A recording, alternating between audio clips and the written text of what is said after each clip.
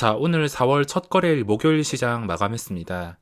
외국인 주도하에 오늘 증시 분위기 괜찮게 마감을 했으며 또 괜찮은 위치까지 올라오는 종목들이 몇 개씩 보이면서 양호하게 마감했습니다.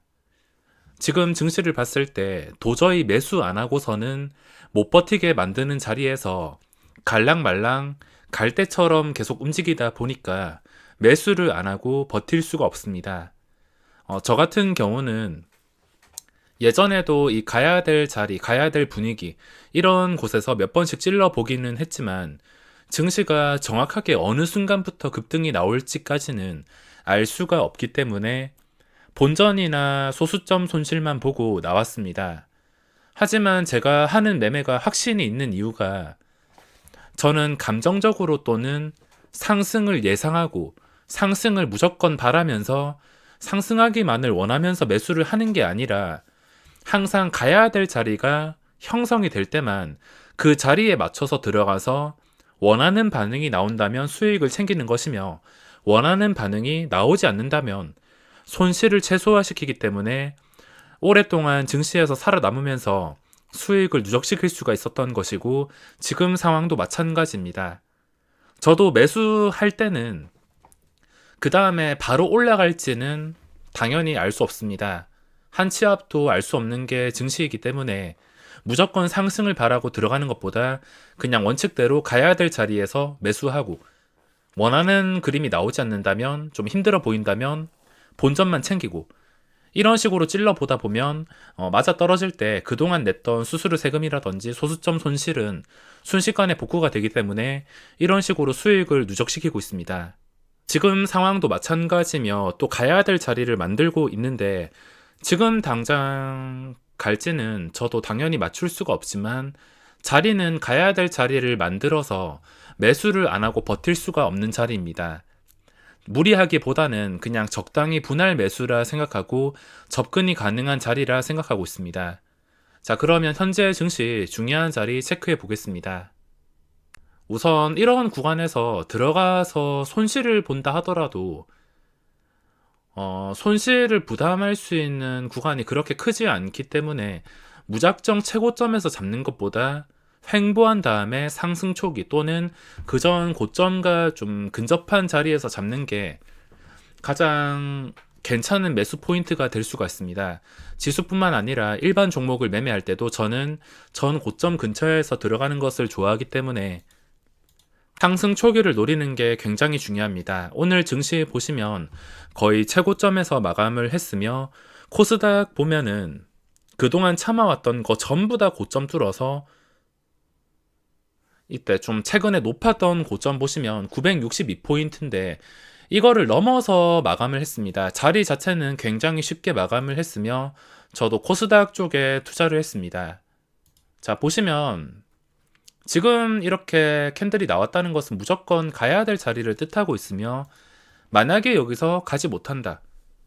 뭐 떨어질 수도 있습니다. 단 한 방에 상승이 나오지 않고 하루 이틀 눌렸다가 양봉 나오면서 다시 고점 뚫어주고 그러면서 1000포인트 근접하고 이런 그림이 나올 수도 있는데 당장 어떻게 될지 모르지만 지금 자리가 정말 쉬운 것은 3월 23일 고점 보시면 962포인트입니다. 당장 그 다음날에 음봉이 나온다 하더라도 이 962포인트에서 크게 이탈하지 않고 바로바로 단기간에 이 자리를 회복해 준다면은 결국에 가야 될 확률이 점점 높아지기 때문에 순식간에 급등이 나오는 그림이 나올 수가 있습니다. 제가 일반 종목을 매매할 때도 이런 원리로 매매를 하고 있으며 제가 매수하자마자 바로 반응이 나올 때도 많긴 하지만 매수하고 반응이 나오지 않고 떨어질 때도 당연히 있습니다.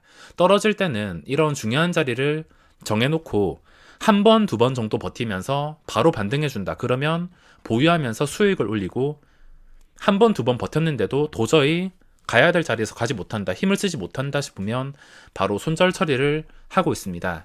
이런 방식으로 대응하고 있으며 코스닥은 지금 가야 될 자리는 굉장히 쉽게 마감을 했습니다. 자, 코스닥도 코스피 체크해 보시면 계속해서 3090을 기억하고 있는데 3090 근처에서 마감했습니다. 코스닥은 자리가 좀 쉬워 보이지만 코스피는 아직까지는 완벽하게 확신이 들진 않지만 코스닥의 좋은 분위기와 함께 다시 3090까지 올라왔습니다. 당연히 중요한 자리는 3090. 여기서 더 이상 이런 지독한 음봉이 나오지 않고 하루에 1% 이상 떨어지지 않고 뭐 보합 또는 소수점 하락이라도 상관없습니다. 0.5% 떨어져도 상관없고 크게만 밀리지 않으면서 이 자리 근처를 유지해주면서 돌파한다면 다시 가야 될 자리가 만들어질 수가 있습니다. 코스피보다는 코스닥이 조금 더 대응하기가 쉬워 보여서 일단 코스닥 먼저 접근을 했으며 코스피도 자리가 조금 더 다듬어진다면 그때 코스피도 접근할 생각입니다. 일단 코스피 대표적인 종목인 삼성전자 황금선 회복해서 마감했습니다. 평소처럼 줄줄 흘러내려서 종가를 형성하는 게 아니라 마지막까지 강력하게 마감을 했습니다. 외국인이 주도를 했으며 오늘 수급은 굉장히 좋게 찍혔습니다.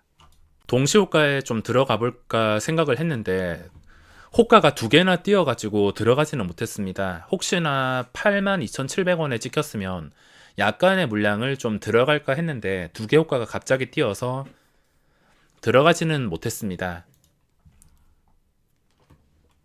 자, 오늘 좀 시장에서 강했던 종목이 LG전자인데 오후장에 이 종목에서만 집중했습니다. 보시다시피 오늘 스마트폰 사업 철수 소식으로 주가가 좀 크게 거래량이 나왔는데 눌림목에서 활용하고 2차 상승을 기대했지만 추가적인 상승은 없었습니다. 위로 매물대가 워낙 많아서 그랬는지 오후장에 여기서 잠깐 반등한 다음에 특이사항 없이 마감을 했습니다. 지금 LG전자가 그전 고점까지 올라왔으며 시간이 지나서도 이 16만원 자리를 유지해 준다면 주가는 다시 고점 근처까지 올라가서 신고가가 나오는 그림까지 기대해 볼 수가 있습니다. 그리고 오전에는 너무 정신이 없었습니다.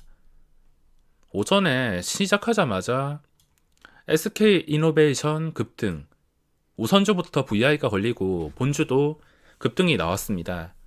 그리고 NCS도 신경 좀 써준다고 제가 이거를 신규 매수는 하지 않았지만 그래도 공모받은 것은 신경을 써줘야 되니까 여기 신경 쓰는 순간 SK이노베이션이라든지 그리고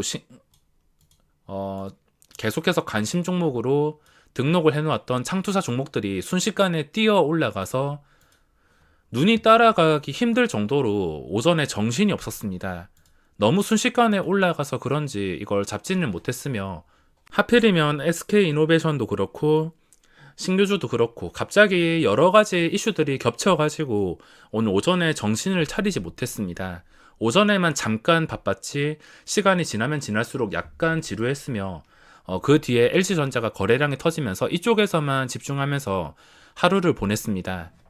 증시가 가야 될 자리를 만들고 있긴 하지만 지금 여러가지 종목들 보면은 신나게 올렸다가 수직으로 떨어뜨리고 함정 파고 이런 종목들이 너무 많아서 무조건 좋다고 매매를 할 수가 없습니다.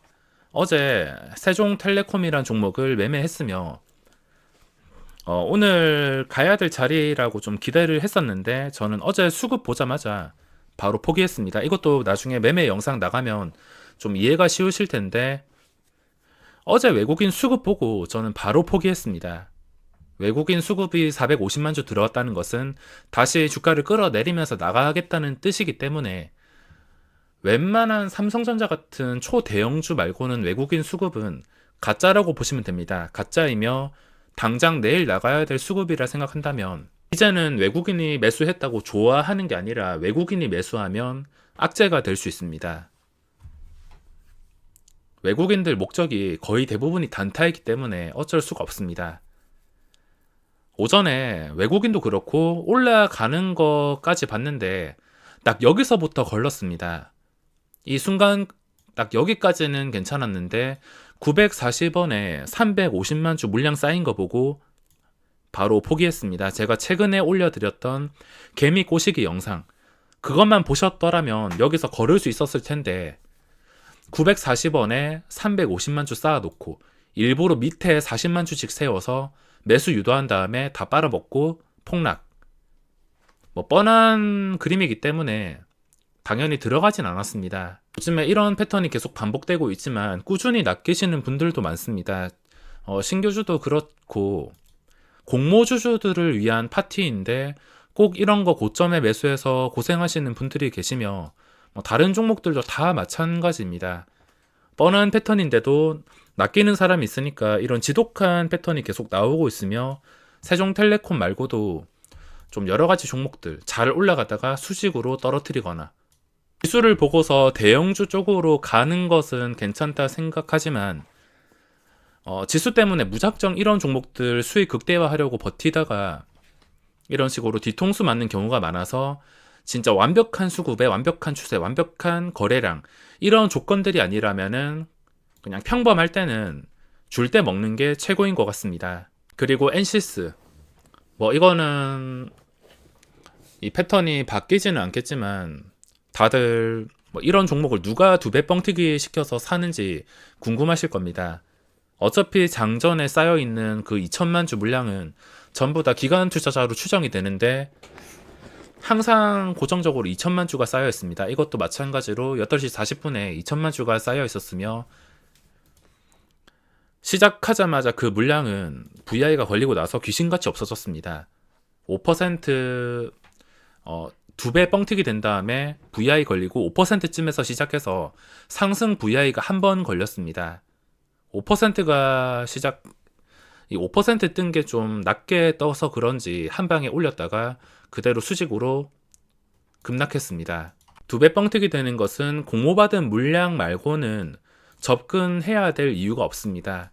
최근에 상장을 했던 자이언트 스택 같이 거래량과 양봉이 유지되는 게 아닌 이상은 이런 음봉에서 싸다고 들어갔다가 큰일 날 수가 있습니다. 그리고 오늘 좀 봤던 하나투자증권 이것도 잠깐 찔러 넣을 구간이 있어서 찔러 넣었습니다. 단순 차트만 봤을 때 흘러내리는 거 멈추고 반등하는 척 했다가 무너지고 반등하는 척 했다가 무너지고 근데 반등하고 유지해줘서 제가 좋아하는 그림이라서 잠깐 스캘핑 했습니다. 그리고 ATEC-TN 이거는 낚여서 손해 좀 봤는데 여기서 그 전에 고점 뚫어주고 VI가 걸릴 분위기였는데 순간적으로 수직으로 폭락을 시켰습니다. 비중이 크지 않아서 타격은 별로 받지 않았는데 이런 종목들이 너무 많다는 게 너무 무섭습니다. 그리고 디스플레이텍 이것도 다 오늘 보고 있던 종목들인데 잘 올라가다가 수직으로 폭락.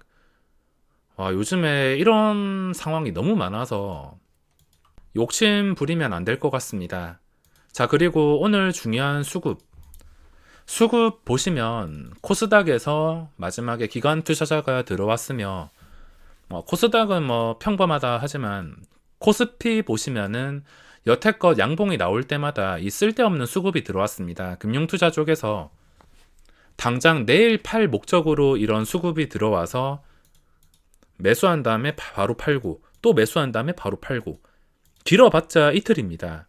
이틀도 안 가고 바로 매도가 나오는데 최근에도 매수했다가 팔고 매수했다 팔고 매수했다가 팔고 또 매수했다가 팔고 계속 반복하면서 딱 어제까지 매수했다가 팔고 했는데 오늘도 다행히 매도가 나왔습니다. 만약에 오늘 상승해도 금융투자가 막 2천억씩 들어왔다면 이것도 내일 아니면 다음 주에 나가겠구나 생각을 하고 걱정을 했는데 다행히 오늘 안 들어왔습니다. 차라리 이런 식으로 매도가 나오면서 개인과 외국인이 사는 게 훨씬 더 수급에는 좋을 것 같습니다. 평소에는 이렇게 사고 파는 단타 금융투자가 있었긴 하지만 오늘은 수급이 괜찮게 마감을 했다 생각합니다. 이 수급도 괜찮게 마감을 하는 것까지 봤기 때문에 매수를 안 하고는 버틸 수가 없었으며 앞에서 말씀드렸다시피 저는 무조건 상승을 맞출 수가 없습니다.